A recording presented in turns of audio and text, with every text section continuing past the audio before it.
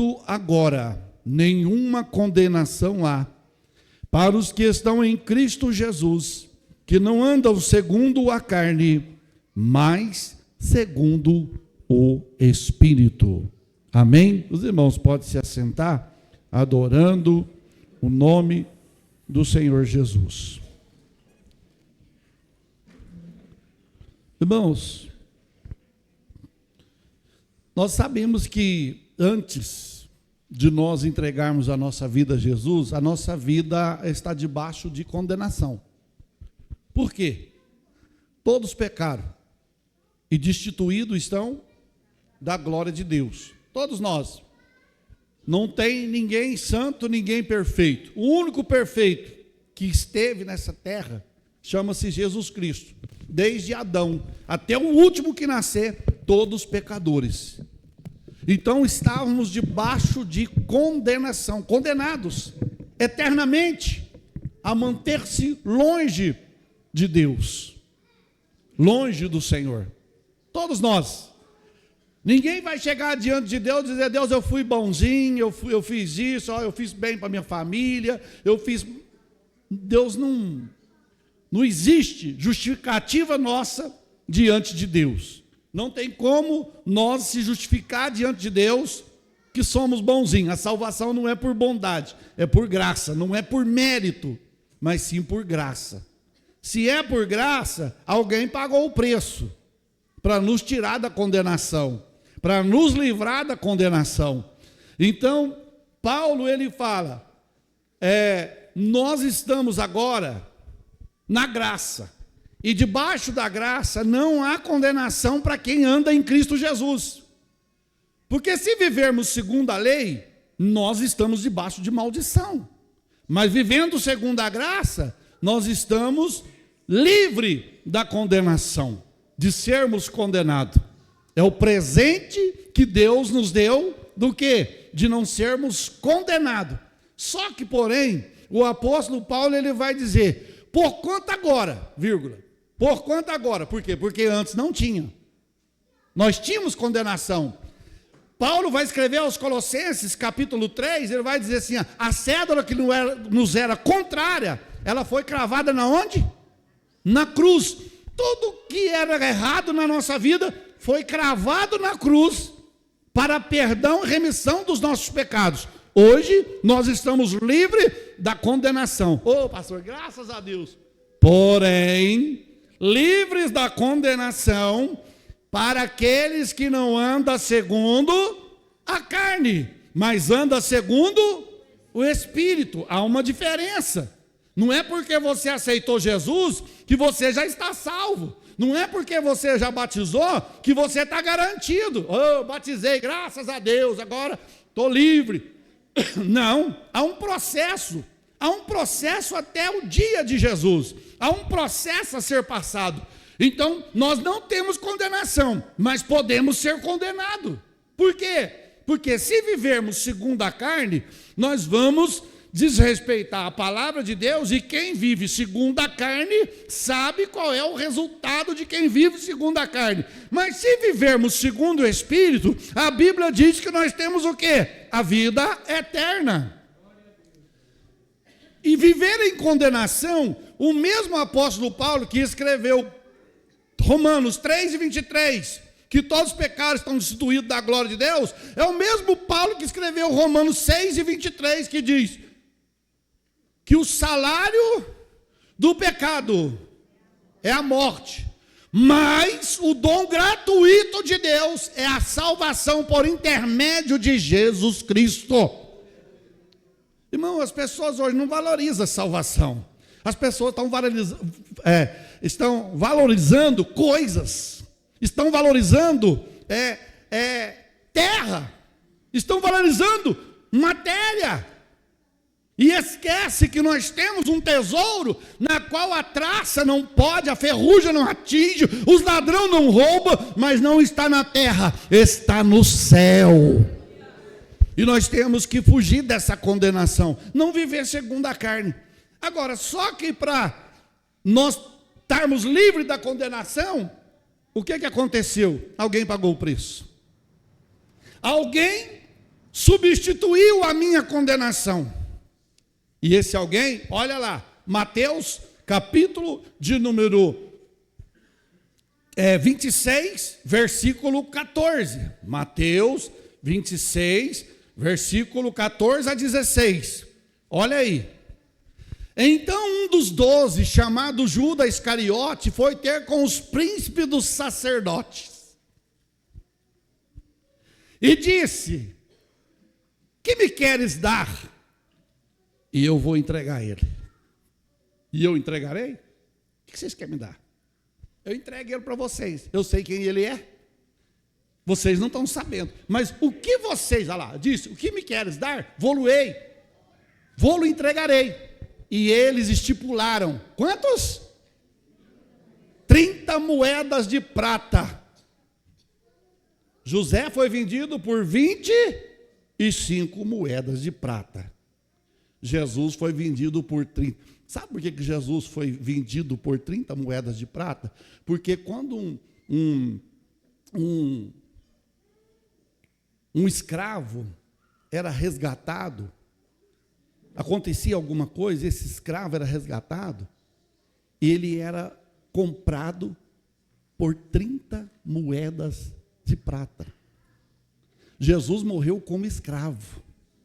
Jesus morreu como servo. Para quê? Para que eu e você hoje tenha acesso ao céu. Tenha acesso à vida eterna, irmãos. Aí eu fico vendo as pessoas trocar Jesus por coisas banais, por coisas supérfluas, abandonar a casa de Deus, deixar a casa de Deus por coisas secundárias. E aqui nós vemos que Judas fala: ó, o que vocês me dão? Dou 30 moedas de prata. Feito. Beleza. Irmãos, olha para você ver. 30 ciclos de prata, moedas da traição de Judas, equivale a 120 denários. Com um denário, como um denário era um salário médio de um trabalhador rural por dia de trabalho, o valor total corresponde a cerca de 4 meses de salário. Um preço muito baixo pagaram por Jesus. Você vê na mídia hoje, jogador fulano de tal, 220 milhões de euros. Aí você multiplica 220 milhões de euros por R$7, vai dar quase 2 bilhões pagado por uma pessoa que não morreu na cruz por você e nem por mim, mas alguém que morreu 4 salários mínimos. Foi tido como escravo. Foi tido como escravo. Veja bem, olha, na época, essa quantia era legalmente considerada ao valor de uma indenização de um escravo. O escravo era indenizado com 30 moedas de prata. Então Jesus, ele se fez condenado para salvar os condenados. A condenação era minha, era sua, era nossa. E Jesus pegou a minha condenação e a sua condenação e disse: Pai, eu estou disposto a morrer por eles. Eu estou disposto a tirá-los da condenação. Por que o diabo lutou com o Senhor até o dia da sua morte? Irmão, alguém fala que o diabo matou Jesus na cruz. O diabo não queria que Jesus morresse na cruz. O diabo não. E outra, tem gente que fala que o diabo fez até festa. Não fez festa não, ele encheu de pavor. Sabe por quê? Porque quando Jesus estava morrendo na cruz, a igreja estava nascendo. A igreja estava nascendo. O Senhor já estava vendo a nossa vida lá em Cássia, aqui em Cássia, lá em São Paulo, lá em Belo Horizonte, lá no Japão, lá na China. O Senhor já estava vendo a igreja, a noiva de Jesus nascendo. Então, irmãos, não tem condenação para nós. Para os que não andam segundo a carne. Se você quiser ter condenação, viva segundo a carne. Anda segundo a carne. Pastor, e o que é andar segundo a carne? É cumprir os desejos da carne, é cumprir as concupiscências da carne, é cumprir as concupiscências dos olhos. Aí você vai lá em Gálatas, capítulo de número 5, versículo 19, lá está 16, alguns têm 17 obras da carne, que o crente não pode andar. Olha lá para você ver, porque as obras da carne são manifestas, as quais são adultério, fornicação, impureza, lascívia, idolatria, feitiçaria, inimizade, contenda, ciúme, iras, peleias, dissensão, heresias, inveja, homicídio, bebedice, glutonaria, coisas semelhantes a esta, acerca das quais de antemão vos declaro, como também de antes vos disse, que os que cometem tais coisas não herdarão o reino de Deus. Porque continua na condenação. Irmão, tem hora que a gente fica triste de ver pessoas lá, humildes, simples da igreja, e os pastores brincando com a fé das pessoas, irmãos, não ensinando a verdade, não ensinando a realidade, tanto do inferno quanto do céu, e as pessoas lá sofrendo, as pessoas lá olhando e não sabendo o que está para acontecer, mas o Senhor está dizendo: meu filho, não anda segundo a carne, porque eu tenho coisas novas preparadas para a tua vida. Agora, se quiser cumprir as concupiscências da carne, Deus não proíbe, Deus não impede, o Senhor não impede, o Senhor deixa, a escolha é nossa. Deus não impediu Ló de escolher Sodoma e Gomorra, Deus não impediu Davi de escolher o adultério, Deus não impediu muitas coisas, Deus não impediu Sansão de ter caso com Dalila, de ter caso com a mulher filisteia. Não, Deus não impediu, Deus não impede, só Deus fala, só não reclama do resultado, só não reclama do que vai colher, só não reclama do que vai receber. Então, irmãos, se não quisermos ser, pensa bem, você já sofre aqui nessa terra, você trabalha, você luta, e depois, na hora que partir dessa terra, ainda ser condenado? Porque tem gente que acha: não, eu pago minhas contas certinho, eu ando direitinho. Isso não te leva ao céu, faz parte, mas não te leva. Porque o que me leva ao céu é ter uma convicção certa no poder e no nome de Jesus, irmão. Porque Jesus falou: sem mim nada podeis fazer, sem mim vocês não vão fazer nada, sem mim vocês não vão longe. Então, se quisermos, temos que abraçar. Existem pessoas: não, pastor, olha, mas eu cuido da minha família, eu faço compra direitinho para eles, mais do que a obrigação. Quando Adão pecou, Deus falou: agora, Adão, você tinha tudo, agora com o suor do teu rosto, você vai comer, você vai alimentar, cuidar da sua esposa, cuidar dos seus filhos, você vai trabalhar agora. Ele trabalhava, o Adão não foi lá para o jardim, Deus não criou o Adão, foi lá no jardim para o Adão ficar só mexendo no controle, mexendo no celular, não. Adão trabalhava. Tem gente que fala: ó, o Adão que é culpado de nós trabalhar. Não, o Adão não. O Adão trabalhava no jardim no período da inocência. O Senhor falou assim: Adão, você vai cuidar do jardim, você vai regrar o jardim, você vai arar o jardim. Isso antes de cair. Depois da queda, o jardim não dava ortiga, não dava picão, não dava nada. Deus falou: agora a praga vai tomar conta, você vai capinar a horta, você vai limpar a horta. Que isso, pai? Ué. Tudo isso é recompensa do pecado. Vai pecando, a recompensa vem. Mas se eu arrepender, Deus perdoa, mas a recompensa vem também. Deus não retira. Porque se Deus retirasse, a consequência era bom, não era? Mas Deus fala: não, você vai passar por umas dores para você aprender. Porque você plantou, agora você tem que colher.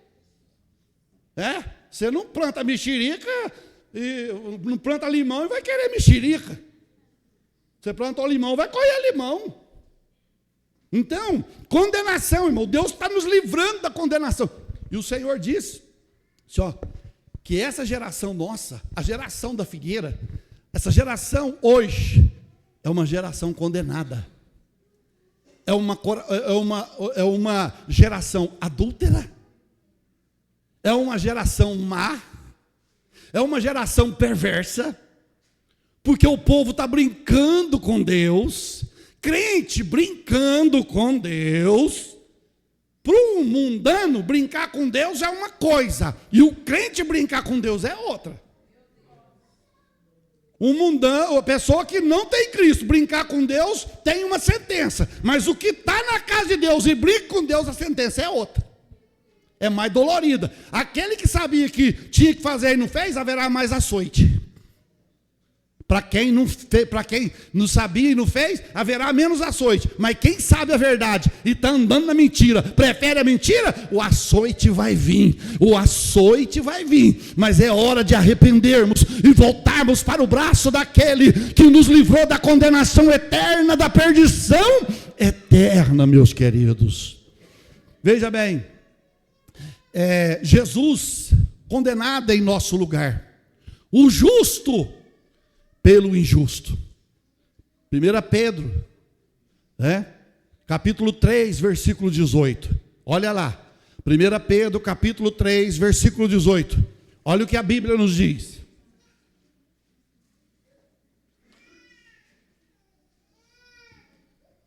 Porque também Cristo padeceu uma vez pelos pecados.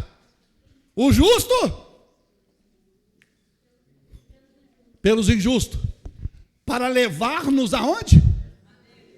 Mortificado. Na verdade, na carne, mas vivo no espírito. A nossa carne tem que estar mortificada. Ou seja, eu tenho que ter domínio próprio. Eu não posso ser dominado pela carne. A carne quer o quê? Só coisa boa. Você falar, não, o mundo não tem nada de bom para oferecer. Irmão, o mundo não tem? Só tem coisa boa para oferecer, mas para nós não presta. Ué? Não é? É renúncia. Se você falar, não, os que falam desse jeito, irmão, é porque está namorando o mundo. Seus irmãos sabem que antes da Eva cair, ela namorava a árvore, né? Aí o diabo falou, ela está indo muito lá perto daquela árvore. Ela está gostando da árvore. Deixa eu jogar uma semente. Fica namorando muito o mundo para você ver. Fica. Daqui um pouco você está lá fora.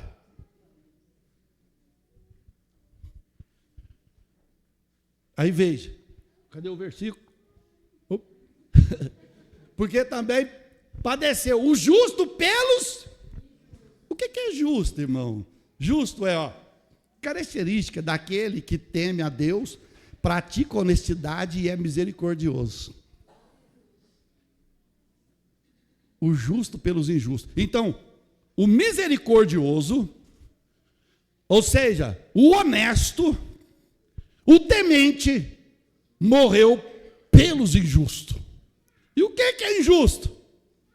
Característica, caracterizado por valor, por violar as leis de Deus. O injusto viola as leis de Deus. O injusto viola as leis de Deus. Agir com iniquidade. Age com iniquidade. Então, irmãos, veja bem, porque também Cristo padeceu quantas vezes? Uma vez. Por que Pedro faz a questão de falar uma vez? Porque na lei, o animal morria todo ano, todo dia. O animal morria.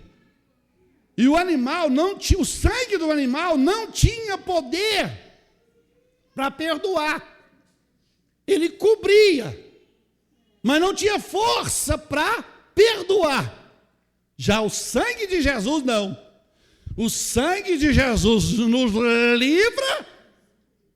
livra de todo o pecado e nos dá força para continuar. Porque se você entregou a vida para Jesus aqui agora, você não precisa de trazer pombinho, não precisa de trazer cabrito, não precisa de trazer carneiro, não precisa de trazer ovelha. Pastor, está aqui, ó, oferece aí para mim porque eu pequei, eu roubei, eu menti, eu traí, eu fiz isso. Não. De uma vez por toda, Cristo morreu, oferecendo-se por mim e por você, e dizendo: a minha morte basta, meu filho, a minha morte basta para você ser salvo, apenas entrega a sua vida e viva a minha palavra. Tem esse negócio de sacrifício não, irmão. Tem negócio de sacrifício não, não, tem que fazer isso, tem que fazer mais aquilo. Aí se você fizer isso ou aquilo, você está anulando o quê? A morte de Cristo. Quando nós começamos a pegar muita coisa, tradição humana, tradição religiosa, e colocar, querer, ó, se você não fizer isso, você não é salvo, você tem que fazer isso para ser salvo. Jesus falou assim para os seus discípulos, falou para os escribas, falou para os fariseus, para os saduceus: vocês anulam a minha palavra com a tradição de vocês. Você está achando que lavar copo por fora vai salvar? Porque o religioso tem esse negócio, irmãos. Né? Ah, não pode comer sem lavar. Lógico que não pode. Tem bicho, tem micróbio, tem bactéria, tem muita coisa. Mas lá eles valorizavam mais isso do que a palavra. Quando nós valorizamos mais as coisas perecíveis dessa terra, que termina aqui, e deixamos de obedecer a palavra de Deus, Deus não tem compromisso de me abençoar. Mas quando eu valorizo a palavra, a bênção de Deus está chegando na nossa vida. Então, irmãos, já não somos mais condenados. Tem até aquele hino, né? Muito maravilhoso. Nenhuma condenação há, porque está em Cristo. Não tem condenação. Às vezes o diabo quer condenar. Às vezes tem alguém que está aqui nessa noite, você pecou, e você está com medo. E o inimigo está colocando 1000 coisas na sua cabeça. Não tem jeito mais para você. Você já foi além do que podia. Você já foi além do que Deus suporta, do que Deus pode suportar. Então não tem jeito para você. Tem jeito? Enquanto tem vida, irmão, só não tem jeito para quem blasfema contra o Espírito Santo. Quem blasfemar contra o Espírito Santo não tem perdão. Mas enquanto você errou e quer reconhecer os seus pecados, há chance. João fala assim, João 2:1, 1 João: filhinhos, não pequeis. Se alguém pecar, temos um advogado, Jesus Cristo, o nosso advogado. E ele ainda fala: não, se alguém pecar, se você confessar, o sangue de Jesus é poderoso para nos perdoar de todo o pecado. Só que você tem que confessar e deixar. Tem gente que confessa e já está pensando amanhã em fazer de novo. Já está, confessa hoje, pastor. Aí amanhã já está lá de novo. Relampeia, sapateia, pega fogo aqui na igreja, e amanhã está ruim das pernas. Não adianta. Pode enganar a igreja, pode enganar a família, pode enganar pastor, mas não engana o Espírito Santo de Deus. Lembra quando Pedro falou para Ananias: Ananias, você não mentiu para os homens, você mentiu para o Espírito Santo. Aí os rapazes que vai te enterrar agora, leva ele, caiu morto. Safira veio também, mentiu também. Cadê meu marido?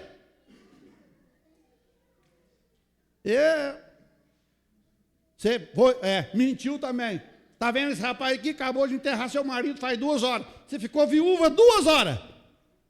E agora você vai também. Puf, morreu. Vai. Às vezes nós brincamos, irmãos. Vamos fazer um trato dessa noite? Só nós aqui. Só nós que está aqui. Não, mas tem gente assistindo também. Fala: Deus, a partir de hoje, Eu quero ser melhor do que ontem. Deus, eu não quero ser condenado, e para mim não ser condenado, eu quero fazer a tua vontade. Vamos fazer a vontade de Deus? Vamos orar mais? Vamos jejuar mais? Vamos consagrar mais? Vamos amar mais? Vamos falar menos? Porque quanto menos nós falar, menos problema nós vai ter. Quanto mais nós fala, mais problema nós tem. E quanto mais calado você, Esse é o dom que Deus me deu. Tem hora que você tem que ficar calado. Tem hora que você age, mas tem hora que você tem que, você entendeu? Teve uma irmã, faz muitos anos atrás. Ai, pastor, eu fui conversar com a senhora, falou, Falei, irmã, é porque se eu te der uma decisão aqui agora, e Deus tiver outra, amanhã eu vou ter que carçar a cara e vir aqui e falar, irmã, ontem eu precipitei de falar, mas Deus falou outra coisa. Como é que eu vou fazer? Então deixa eu orar, deixa eu buscar Deus, que Deus me revelar, que Deus me mostrar. Eu vou te falar. Mas tem gente que quer ouvir a coisa na hora. Apressado. E os apressados comem quente e queima a boca. Que Deus nos guarde, irmãos. Deus nos guarde. Curva sua cabeça. Pai, em nome de Jesus, eu te agradeço por essa palavra, meu Pai. Eu te agradeço neste momento, em nome